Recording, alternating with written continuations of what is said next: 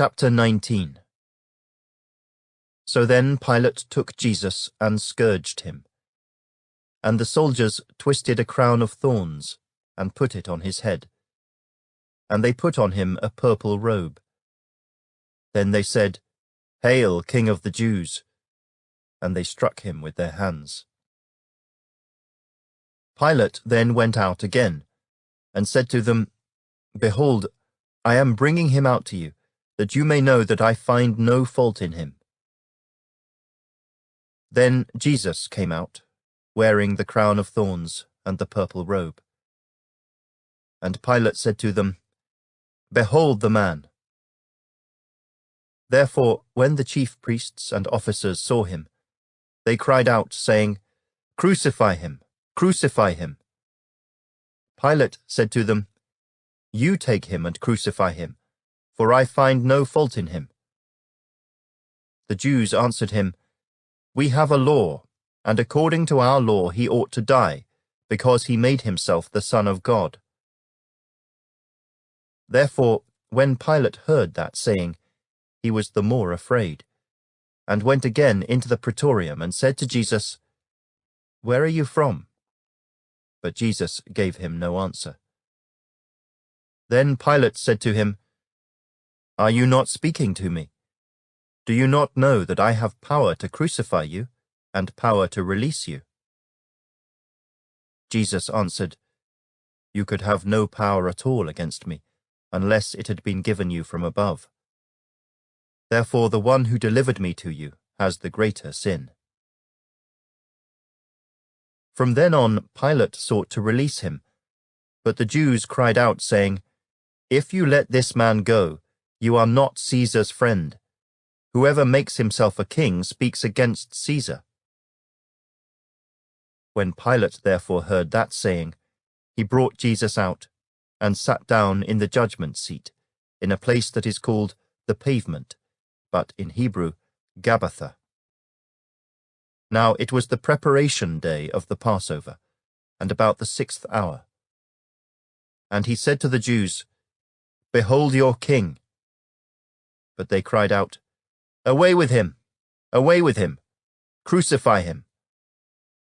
Pilate said to them, "Shall I crucify your king?" The chief priests answered, "We have no king but Caesar." Then he delivered him to them to be crucified. Then they took Jesus and led him away. And he, bearing his cross, went out to a place called the Place of a Skull, which is called in Hebrew Golgotha, where they crucified him, and 2 others with him, one on either side and Jesus in the center. Now Pilate wrote a title and put it on the cross. And the writing was, "Jesus of Nazareth, the King of the Jews." Then many of the Jews read this title, for the place where Jesus was crucified was near the city, and it was written in Hebrew, Greek, and Latin.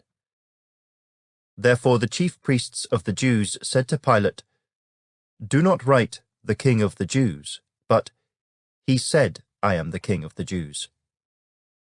Pilate answered, "What I have written, I have written."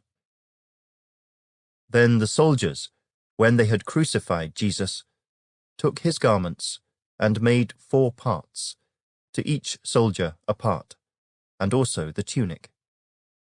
Now the tunic was without seam, woven from the top in one piece.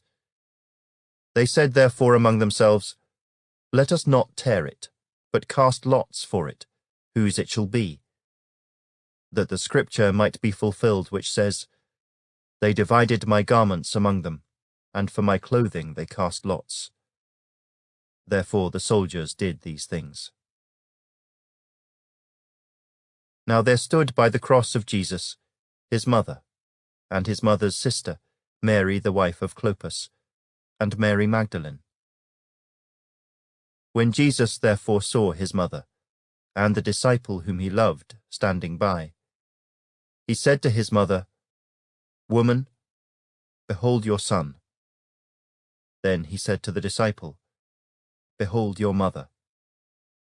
And from that hour, that disciple took her to his own home. After this, Jesus, knowing that all things were now accomplished, that the scripture might be fulfilled, said, "I thirst." Now a vessel full of sour wine was sitting there, and they filled a sponge with sour wine, put it on hyssop, and put it to his mouth. So, when Jesus had received the sour wine, he said, "It is finished." And bowing his head, he gave up his spirit.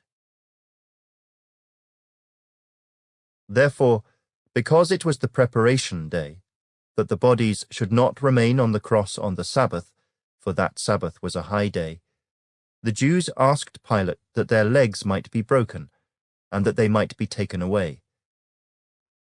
Then the soldiers came and broke the legs of the first and of the other who was crucified with him. But when they came to Jesus and saw that he was already dead, they did not break his legs. But one of the soldiers pierced his side with a spear, and immediately blood and water came out. And he who has seen has testified, and his testimony is true, and he knows that he is telling the truth, so that you may believe. For these things were done that the scripture should be fulfilled, "Not one of his bones shall be broken." And again another scripture says, "They shall look on him whom they pierced."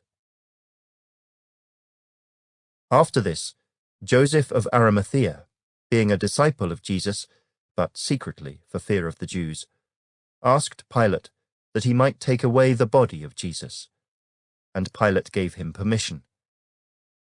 So he came and took the body of Jesus. And Nicodemus, who at first came to Jesus by night, also came, bringing a mixture of myrrh and aloes, about 100 pounds.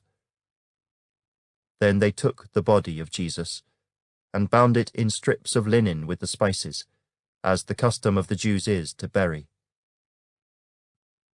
Now in the place where he was crucified, there was a garden, and in the garden a new tomb in which no one had yet been laid. So there they laid Jesus, because of the Jews' preparation day, for the tomb was nearby.